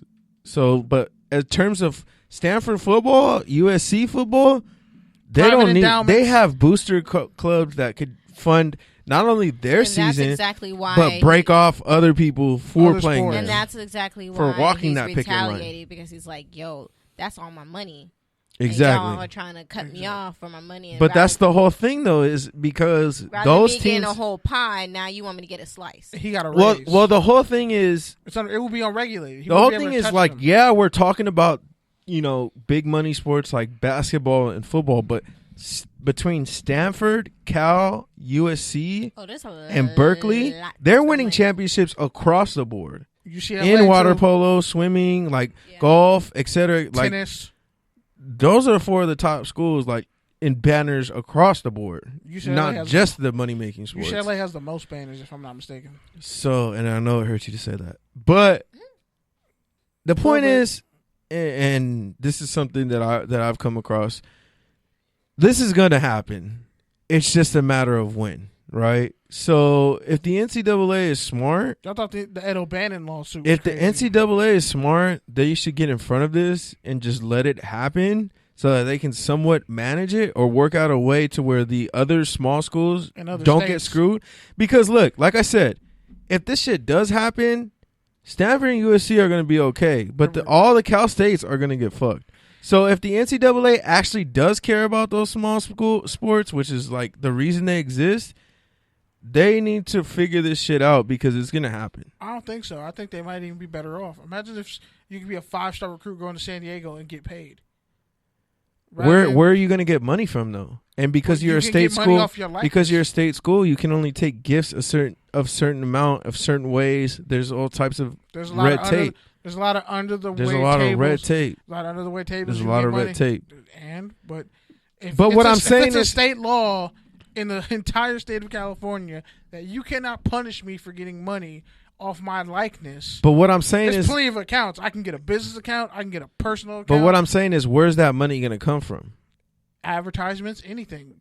Like do you remember Like the you kicker, only get so much. the You're, kicker- you're only going to get so much for that. the Like kicker who lost his eligibility for at UCF because he didn't want to get rid of his YouTube channel. No, So he's no. I mean- monetizing. Like it could be that. It's cats who are making money. Like Northwestern, they had cats who were making money off their major. no, I Like, agree. You I can't agree stop with you. that. Yeah, no, definitely. I mean, So- I think And already I've definitely come to the point to where it's like they have to be paid. athletes Too need much money. I still don't personally think they should get a salary, but I think they should definitely be able to operate And make money. and make money, like off of their own likeness or off of their side hustle or off of their YouTube channel or whatever. Like, if it's their work and if it's their name, like, you should definitely get paid for that. Should they be allowed to hold down a job? If they can, I don't think it's really possible to be an athlete and really hold down like a solid job. We're gonna interview but, some JUCO players in the future. but I'm just it- putting that out there. but We're gonna find out how they do it. I mean, I'm not. It's possible. Yeah, It I know is. it's possible. It is, but it's like not. That's insanely Healthy. hard to be working a job and going to It's school not and be a healthy. college student. Yeah, you got to give up something. But that's just my whole thing. Okay, fine. You don't want to pay them and give them a salary. You don't want to give them lifetime insurance, which is. But what I they think, should and I get. think, But you can't tell them they can't in a capitalistic society. tell them that exactly. They And that's can't what you can't be- go they can't- professional. You can't compete in a market where you're going to school to compete in a market. The fuck are you saying? Like, I think there shouldn't be any rules on age in terms of the pro football if the NCAA is going to continue to exist. Period. I think. nope. I don't want an 18-year-old kid in the NFL. He's gonna get killed. They're not I think. ready. I think. Most that's, cats are I not think ready. They're not, but I think that's None of them that's are a really risk you have to take. But even Shit, okay. even just going to the AFL, going to the CFL, going to a semi-pro league, a development little league, like if you want to make bread, go get your bread. Like, Okay, but look at the NBA. Look at AAUs. and Cats it's happening. Still make, It's cats, happening in the cats are NBA making now. money in AAUs. In the NBA, it's happening now. Finally, people are going overseas. People are going to the safer the bet. JBA. They're going to the G League. They're going to these other places because, yeah, they might not be ready for the NBA, but they can still find someone willing to pay them for their talent and for their potential and development. And so, in order for, that's what I'm saying. It's like because I got another story. You follow have up. to have a choice, right? Like you can't just be like, we're gonna force you to be an amateur and force you to not get paid off your talent. That's damn near indentured servitude. Like if you're gonna say, oh well, we're gonna barter a college education in exchange for you to do that, then I should also be able to have an option to go and get paid and just forego that whole situation. Yeah, and if you're gonna have me go to school, but then put me on a track scholarship, and I'm really a football player, then you shouldn't be able to say anything to me during football season. Come to me during track season if you got a problem. And a lot of schools put cats on different scholarships. That's an old trick, but there's so many tricks you can blue shirt guys, the gray shirts, all that. You can do all that, but cats can't get paid. Cats can't even, like, they just barely said, okay, all athletes can eat food now. Walk-ons can eat now. Yeah, Like, it took them how long? what kind of wild It took them, shit is that, bro? 90 years. Wait, say that again? Like a couple years ago, they finally put in a rule that athletes can I eat did for a story free. on it back in the day. Like they can, yeah. They can eat. Wait. They can what? 'Cause So before basically, Cath- if your coach came and brought you like a big bag of tacos, that or would be a an pack of NCAA gum, a violation. pack of gum, some water. That would be an NCAA violation. Ice cream. Because that would be a gift. And you're not allowed to take those. If your parents bought you a car, that's an NCAA So violation. basically, they're like trying to have these collegiate athletes like Foot Locker, like, oh, I'm gonna have you sell these shoes, and even though that person wants to pay you because you help them out, you can't take a tip because that's in violation. Exactly. Something like that, except Damn, for you hate Foot Locker too? something like that, except for it would be like if they owned the Foot Locker. You can't even work at that Foot Locker. It would be like if they were the Foot Locker manager. You can't even get an employee discount because that's a violation. Yeah. But There'll be all some right, wild, dumb shit we're like already that. over time, so get to your next story. Cool. So this kind of ties into the last story. So a survey was done. Joseph Tucker, Bleacher Report, I saw it, 25th of June. 19% of NCAA trainers say coaches played athletes deemed medically unfit. The National Athletic Trainers Association released the results of a survey Tuesday that outlined how 19% of the trainers interviewed said college coaches allowed a student athlete to play who was medically out of participation. So the president, the NATA president, Tori Lindley, said, to think we're in 2019 and that would still happen is really concerning. It should be concerning for everyone involved in that institution. It should certainly be concerning to the parents and certainly concerning to the athlete. And the funny thing is, Clemson isn't being forced to share the results of the probe because like 4 of their guys got hit with like PEDs. Remember Dexter Lawrence and a couple other guys, and now 2 of those guys are suspended for an entire year and can't play. But Clemson doesn't have to reveal the results of that probe. So to tie that in, and also the survey. So once again, the ACC being trash. No, I just want to let y'all know this goes into the whole medical thing. If cats are getting suspended for taking allegedly performance-enhancing drugs, and then you're turning around and saying that 19% of the athletes, the trainers are saying 19% of the athletes shouldn't have been on the field that were on the field.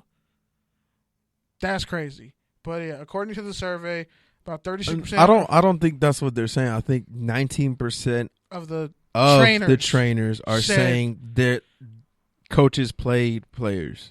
And how many countless scenarios could that be? That's what I'm saying. Yeah, for sure. So it said, according to the survey, about 36% of respondents reported that a coach has been able to influence the hiring and firing of sports medicine staff and of athletic trainers who reported that happening. 58% then reported being pressured by a coach or administrator to make a decision not in the best interest of a student-athlete's health. One example cited by the NATA survey, a trainer alleged a D1 football coach had personally spoken to players who were scheduled to undergo shoulder surgery. He convinced multiple players to forego the procedure in order to be available for spring practices. Maryland offensive tackle Jordan McNair died in June 2018. Yep. He showed signs of extreme heat exhaustion during a team practice before collapsing due to heat stroke. And the trainers... so according to... this dude named Dinich, according to Heather Dinich, my bad, ESPN reporter, Maryland football trainer Wes Robinson instructed the team's interns to drag McNair's ass across the field, which is substantiated in an independent investigation commissioned by the University System of Maryland's Board of Regents.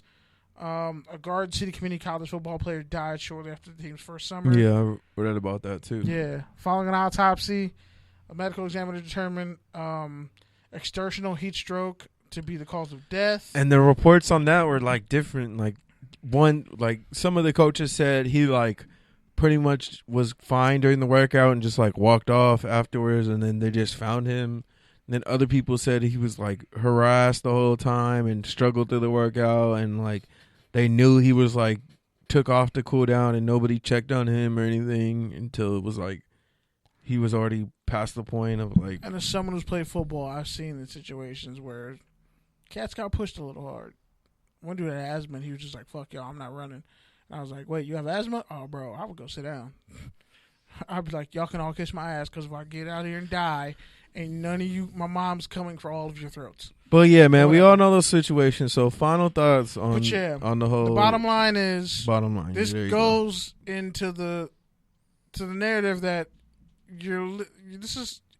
The NCAA doesn't really care about players. No. This goes to the NFL too, and sports in general. Like, where does it stop? To where the conflict of interest is so heavy in sports medicine, the pressure to get these guys healthy, but then just look at Kevin Durant. He got hurt. The trainers like allegedly may have pushed him to come back. They're saying they didn't, but now this man has a torn Achilles tendon one way or another, and he got surgery on it. But it's like, that's why people prefer second opinions and prefer not to go to team doctors. Kawhi Leonard. Yeah, especially Kawhi Leonard. This is why cats would prefer not to listen to the team doctor, because when you're retired and you're like 38 and you have either have CTE or you have no meniscus in your left knee or whatever the fuck. And I forgot who team doctor ain't going to be there. I forgot. It might have been Dr. Clapper, but it was somebody who kind of talked about a lot of team doctors, they don't really change, and a lot of them have been in the position for 30 or so years, and a lot of them are doing it on a part-time basis for the obvious perks of getting to meet athletes and getting to be around an organization and getting, seats to games and et cetera, et cetera. So it's clients. So they want to keep that job, and at the same time, they don't necessarily need it. So it's definitely like I don't know. It's like you said, there's a lot of conflicting interests. Yeah, there's a lot of conflicting interests. I think about when I was in high school and we barely had like a team doctor situation to now at Lawndale, they got like medical programs for high schools. Like, you can literally damn near go to med school in high school at Lawndale and train and learn to become an athletic trainer, get CPR trained and all that shit. When we were there, we had like a couple people who were there working a shift because they wanted to be. And like, they had people paid through the school to be there. But a lot of times, not everybody's that lucky to even have that. All right, man. So real quick, I got like 3 things that I want to get to. So before we get to the rants, so you're going to go first. So just think about what you're going to say. You make this shit quick so we get out of here.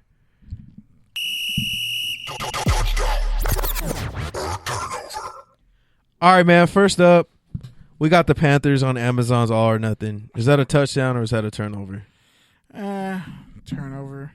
Nobody watches that shit. No one watched that shit. Don't watch it with the Cardinals when they weren't going to make the playoffs. They didn't even make the playoffs. I don't even know the Rams were on that the same year they were on Hard Knocks. Yeah, and everybody's going to be watching the Raiders on Hard Knocks. So Amazon's just, they're trying, but that's not your area of expertise. Next up, man, we got the Rams announced 2 joint practices with the Raiders. Is that a touchdown or is that a turnover? I just want to know who Marcus Peters is going to go up to and fight first. Hey.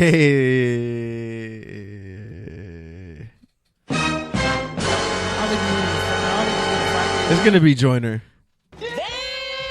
Like, bro, you got all that money, you 5'8", and you don't get picks? And you don't really make tackles and blitz like that? I guess. He's Jason David playing.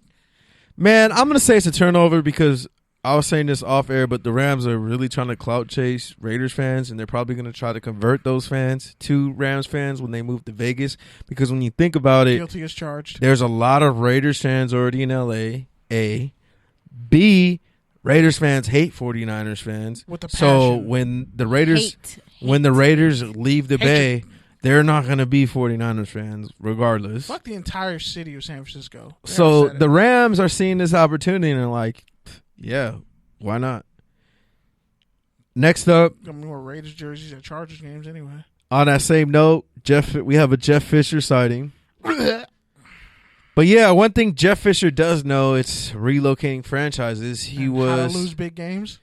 You How to piss got me away your off star script. running back's knees and prime of his career. How to waste quarterbacks. Black quarterbacks at that. So Damn. basically, Fisher was on board when the Houston Oilers moved to Tennessee and became the Tennessee Titans. And he was also on board with the St. Louis Rams when they moved to LA and became the LA Rams. So he was asked, I think it was NFL Network, but they asked him for moving advice. And Fisher said, quote, "There's nothing easy about it. It's a very complex process. First of all, you have to take care of the players. First and foremost, it's all about the players. You got to communicate with them. There's so many questions. You've got to be able to communicate with them. The questions, the unanswered things, they can be debilitating for them." And when he says things, he's talking about, where's our practice facility going to be? Where should I buy a house? Do I need a car? How close is the airport? How close is the bus? What are the schools like? What are the schools like, etc.? You know, the regular people, family shit that everyone has to deal with when they relocate. So I'm going to ask you this. Is Jeff Fisher's advice a touchdown or a turnover? Are you listening if you're the Raiders preparing to move or not? Everyone but Jared Goff should listen to Jeff Fisher. Because on this touchdown. instance, And maybe Todd Gurley. Touchdown. Jeff Fisher's right. This might be his first touchdown In a while since drafting Robert Quinn because we all know that last season and Aaron Donald. the touchdowns were hard for that Rams team to get. Shout out to Chris Long saying he knew from Aaron Donald's first practice he was a Hall of Famer. Speaking of that, is that a touchdown or is that a turnover? That's a touchdown. That boy ran a 4.68 as a I'm saying it's a turnover. Okay. It's easy to He's- look back in hindsight and be like, yeah, he was That great. dude's better than me. And Yeah, like, okay. As a D tackle. Yeah. He was an All-American like, defensive okay. I'm pretty sure I guess, man. he had more career sacks than Chris Long. I too. just never really heard it before, college. so it's kind of catching me off guard. It's like, Bro, there's probably hella it's like, stories about okay, Aaron is that really your little bro, and you really saw that, or are you just getting on the hype train now because you're Chris Long and you like to talk? Is Chris Long like the what's that white boy's name in comedy? He's the Gary Owens of football players.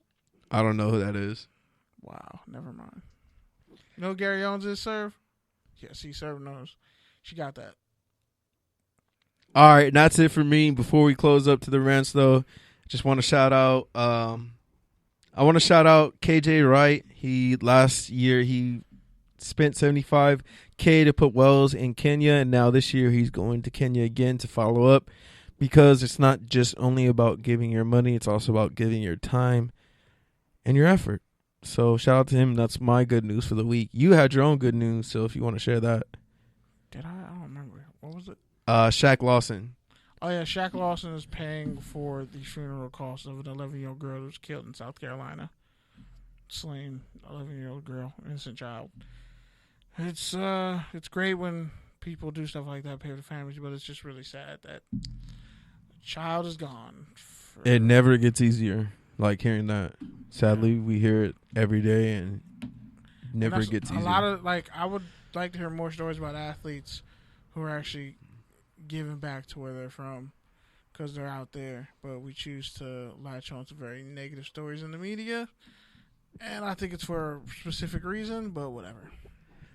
All right, on that note, we are all aboard for Flight serve to set us off with your rants. Don't you mean air serve? No, Air you can't serve. get peanuts. Don't you The fucking airline ask. serve. You can't get a soda either. And you getting Sprite. You get Like warm Sprite. 420.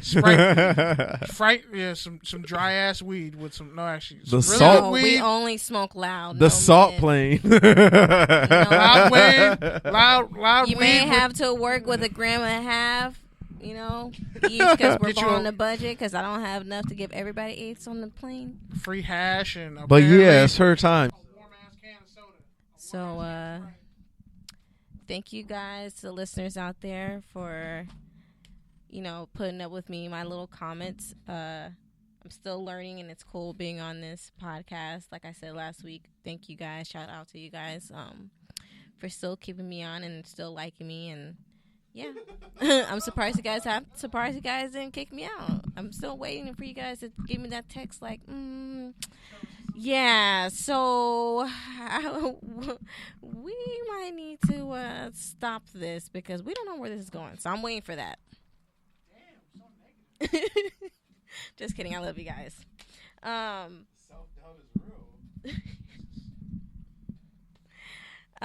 So this last week of Pride, you know, I've been shouting out to the LGBTQ plus community out there. I don't know, but I hope you guys hear me. I just want to say I see y'all. I recognize y'all. I stand by y'all. I love y'all. We eye to eye. I fucks with y'all. Y'all do you. You have no problem with that. I have no problem with that. And yeah, keep celebrating to the last hurrah as we go into July. Feel the burn 2020. Going back to the dim debate. Feel the burn. Feel the burn. I hope everybody feels the burn because he definitely owned it. Kamala Harris did have those little hitters, but you know, still fuck that bitch. But anyways, we need to definitely pay attention to the candidates that are coming up. You know, shit is real in our office. There's a lot of shit going on. It's very important, even though you may not like politics that much and you don't want to consume it because it can be very intense, annoying, whatever it is. You just at least people at least 2 minutes, you know, like one article that gives a brief, because we need to know what's going on because they are dependent on people who don't give a fuck about what's going on because that's how they can be able and do the things that they want to do and control us. So we can't sit here and talk shit about people and say that, oh, you know, this is happening if we also don't care. We need to care. So I know you guys. I'm not shouting at Kenny. That's Pete instigated back there. Thank you. Someone says pizza instigator. What?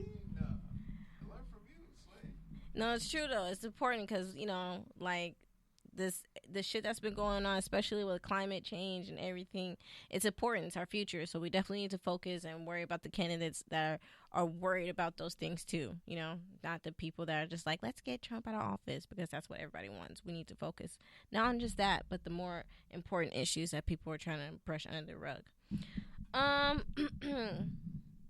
More importantly, I want, like, we've been talking about a lot of, like, about athletes and, like, conduct and whatever, accountability. I just want to rant on, and I know this may not make sense, but I will clarify. I just wish the NFL, maybe I don't tune in as much, I need to tune in more, but I wish that the NFL and the media would give athletes a little bit more humanity and accountability in the sense that let them own themselves, and like what you guys were talking about, branding. Because a lot of times when I think of NFL players and I think of athletes, I think of meatheads. You know what I mean? Like, yeah, they have all these other ventures, business ventures that they're doing, but, you know, I don't really hear about too many athletes speaking out. And if there is, like, for example, like in the NBA, like LeBron James, when he's speaking out certain things, it's like, oh, stay in your place, or Colin Kaepernick, oh, stay in your place. You know, I would like to hear more. And I know, and I'm not saying that these athletes should take away from their job as an athlete and what they're doing on the field, because I know that's the most important thing that they're doing. That's what they need to do. But I wish that we can hear more from athletes, and, you know, not expecting too much from them and expecting them, oh, well, you guys need to be politically involved and do this and do this. I'm not asking for that. I just wish we could just hear more from them. And I know we have Twitter and Instagram and we have social media, so athletes are able to have that platform. But I feel like the media also too tends to kind of shush what they have to say and really only focus on, again, like I said, I know it's NFL, so that's like the most important thing, but like I just want to hear more from athletes other than just jargon. And also mental health. I would like to hear more about support and health.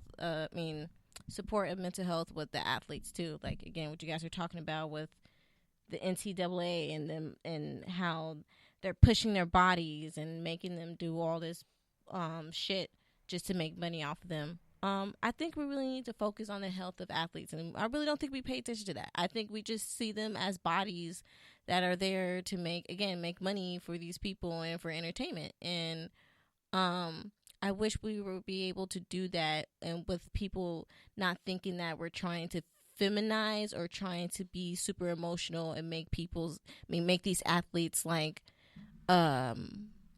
less, like, I'm not trying to take them away from the masculinity. I just wish we could hear more about it. That's what I'm saying. I just want to hear more from athletes and hear about and them practicing self-care. So sorry, I gotta wrap up my rant. I guess for this is the first time I went overboard, so I'm gonna wrap it up.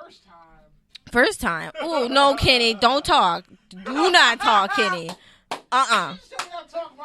No, I know I'm an intern, but boy. Unmute me real quick.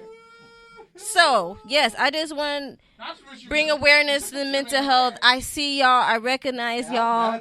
Whether it's black men or whoever it is out there, and all them athletes, I care about y'all and y'all mental health and y'all physical health. I care about y'all health and y'all physical health and y'all mental health. Hear the claps because I need that emphasis since I can't bang on the table. So I appreciate y'all. Shout out to y'all. Thank you for boarding Flight 420 on Serve. Follow me on Instagram, serve _ though. Yeah, so deuce. I had to wrap it up. Wrap it up, B.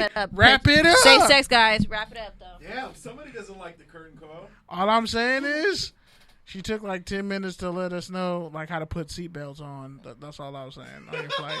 I'm just saying, like, all you serving is warm 7-Up cans and pork rinds. What the fuck?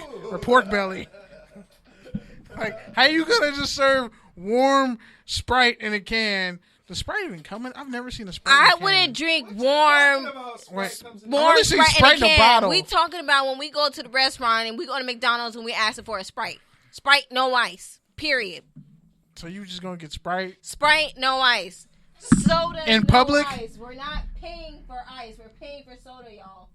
Go on the polls. That's wild. And see That's gonna be a poll. poll. Do you put ice? Did you get ice in your soda? Did you get ice in your soda? All right, we're over time. This has been overtime. Shut up, Pete. But anyway, been a great week. I'm just trying to get better and maintain. That's all you can really do. I guess this is like our second to last week or last week in the studio, because I shout out to Keith for all the great work he's been doing with Studio 2. It looks fantastic from all those Instagram stories. Another thing, Pete's that nasty ass friend that gets chili fries and then eats some of your fries too.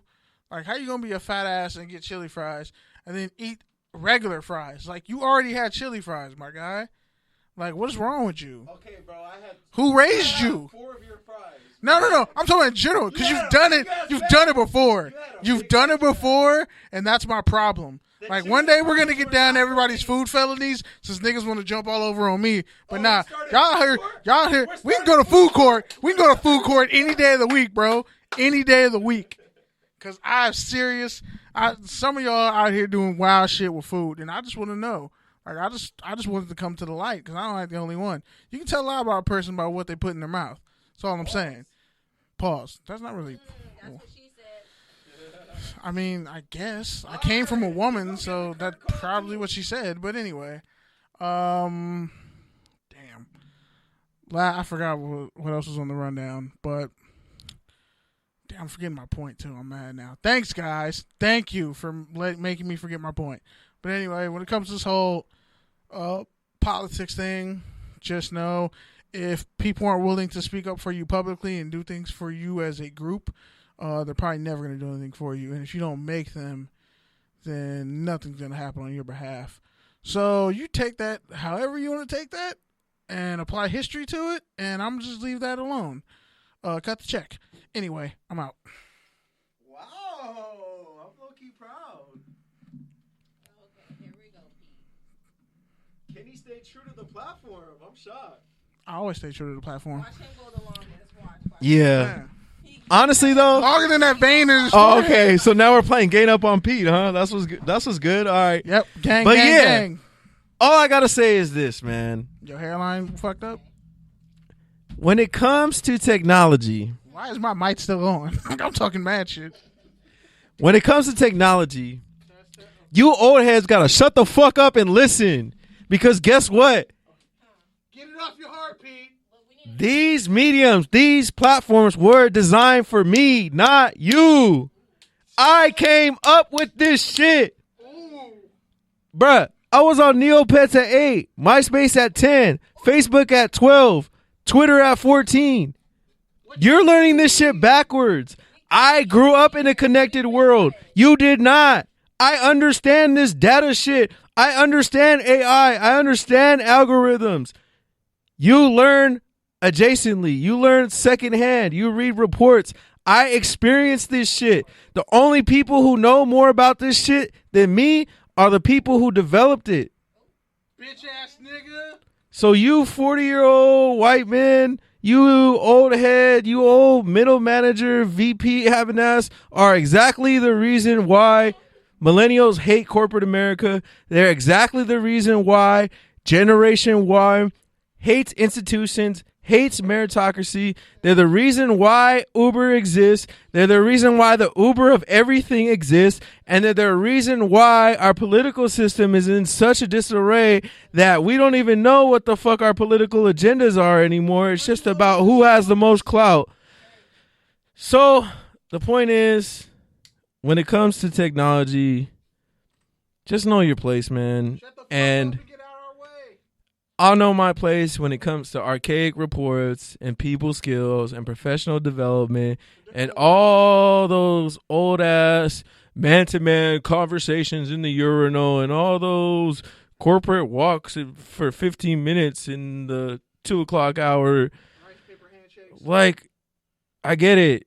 You know more about those traditions than me. I'm more than willing to listen and learn and adapt and assimilate. But when it comes to these things that I've grown up naturally with, maybe you should just take a backseat and learn a little bit from me and engage with me and listen, because at the end of the day, that's all us millennials really want, is to be heard. We want to be heard. That's it. We want to be respected. That's why we have this fucking podcast. And that's all I got to say. Touchdowns and tangents. And another thing, all you old ass bitch ass gatekeepers, we got a drop for y'all too. A lot of y'all honestly are holding on to an industry that is going to die with you. For real. And instead of you all just the industries are dying. We just waiting. We're just really waiting for y'all to die out, really, because at this point, it's like y'all trying to prolong your lives, and you're just.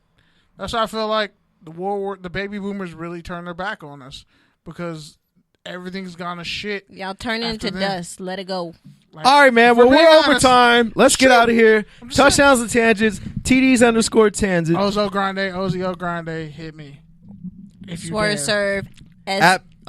Go ahead. No. Sorry, I didn't mean to cut you off. SWERV_THO.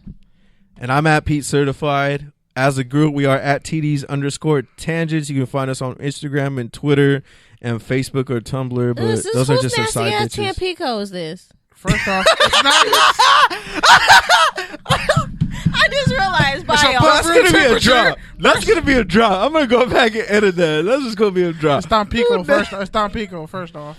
And it's not But yeah, man. It spells with an S. It's like Shout out to Sonora. the Good News It's radio Sonora or station. some shit like that. I got it from the liquor store. Shout out to the Good News radio station. Shout out to the Good News Sports. My mom just needed something to drink. So damn. Shout out to FBC Radio.